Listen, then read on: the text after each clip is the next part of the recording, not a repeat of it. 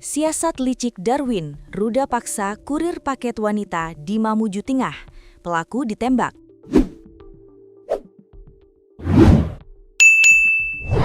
Terbongkar siasat licik pelaku ruda paksa kurir paket wanita di Mamuju Tengah, Sulawesi Barat berinisial SR, 23 tahun. Modus operandi pelaku bernama Darwin ini terungkap setelah polisi berhasil meringkusnya di daerah Jembatan Bolong. Pelaku tergolong licin dari penangkapan polisi karena sebelumnya sempat lolos ketika rumahnya digerebek anggota Korps Bhayangkara.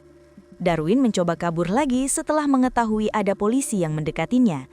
Saat itu dia sedang naik mobil penumpang hendak menuju Majene. Akhirnya polisi melumpuhkan Darwin dengan timah panas oleh petugas Resmob Polresta Mamuju. Kemudian pelaku diserahkan ke Polres Mamuju Tengah untuk proses hukum.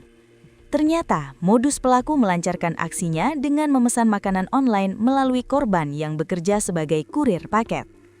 Aksi bejat pelaku terjadi pada Rabu, 18 Maret 2026 sekitar pukul 13.30 WITA di Desa Waipute, Kecamatan Topoyo, Kabupaten Mamuju Tengah. Pelaku meminta korban mengantar makanan tersebut ke daerah perkebunan sawit. Di lokasi yang sepi itulah pelaku melancarkan aksinya. Ia mengancam korban menggunakan sebilah parang. Selain itu, pelaku merampas telepon genggam milik korban. Ia kemudian melakukan pemerkosaan, kata Kapolresta Mamuju, Kombes Pol Ferdian Indra Fahmi, dikutip dari tribunsulbar.com.